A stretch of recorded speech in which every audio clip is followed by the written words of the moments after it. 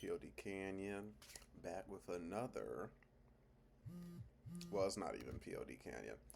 It is Bible Stories Revisited. And let me put this on D&D.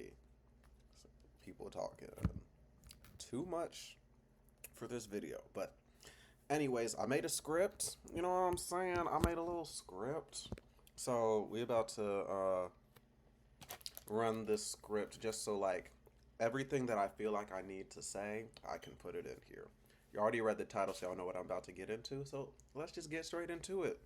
So I've been sitting on this for a minute now. You know what I'm saying? I just need to get it off my chest. Now, at a certain point, you have to draw a line in the sand in general. And this is something that I had to do within myself for many reasons, but um, I'm talking about religion and not just any religion, a certain type of religion, but also condemning a certain country. That's pretty much where we're at with this. So, I know people use religion to get through very tough times, and I get the comfort it gives people, and I'm not knocking anybody for needing something to lean on, because we all do at some points. But there comes a time where you just have to draw a line in the sand, and you can't ignore the gap between intention and impact. You can intend for something, like you can do something with a completely different intention than the impact that it brings.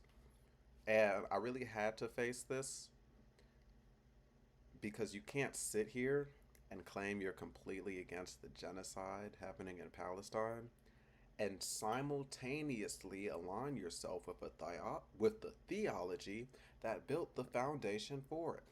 I know some people are going to say, "Well, Dwayne, that's not the real God, or that's not the Christianity I practice."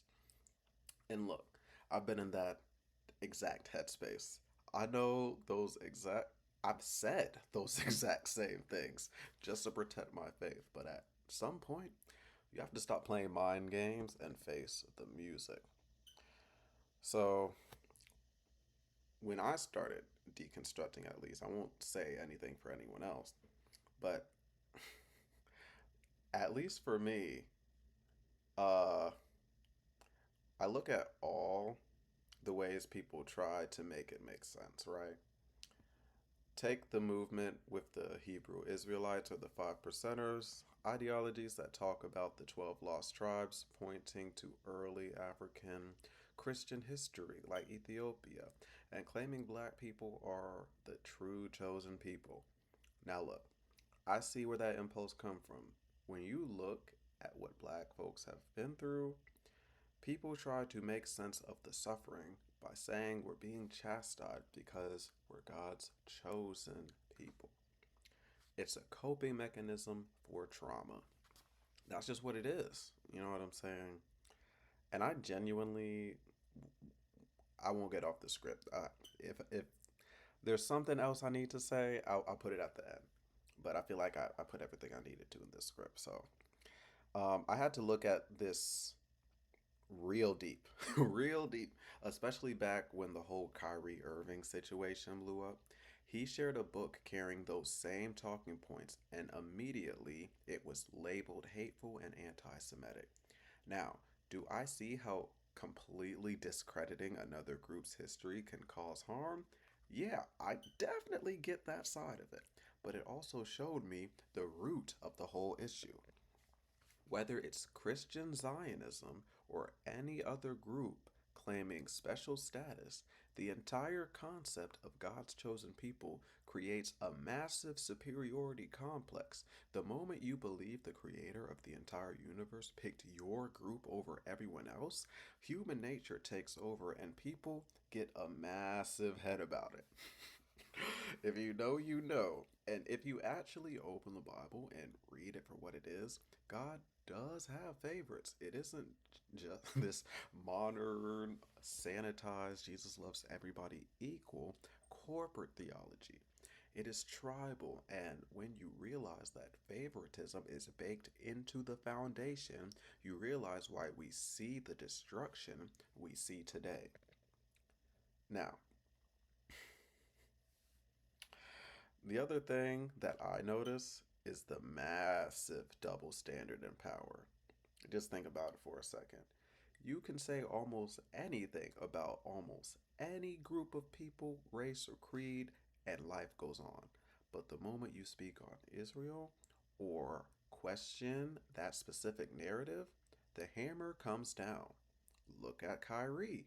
Fined, suspended, forced to go on a whole apology tour, meeting with rabbis just to keep his job. And you have to ask yourself, why do people have to go through a checklist like that just to have a career again? It shows you where the real protection and power lies. And a lot of people try to dodge this by separating the modern state or modern people from the religious text. But you can't separate them when the text itself is what's being used to justify the land, the power, and the violence. You just can't have it both ways, bro. At the end of the day, I realize I have to take responsibility for what I co sign. I can't control the whole world, but I can control what I lend my energy and name to.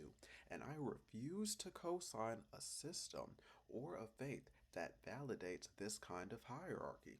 I am not here to condemn anybody. You know what I'm saying? The reason I walked away is different from why the next man might walk away. Everybody is on their own timeline. And if you aren't actively looking for the raw truth, no matter what it costs you, you're gonna stay stuck where you are. And I'm just grateful that I did the work to get to the other side. Man, the weight that lifted off my shoulders when I let that go, unbelievable. It used to be, am I praying enough? Is God testing me?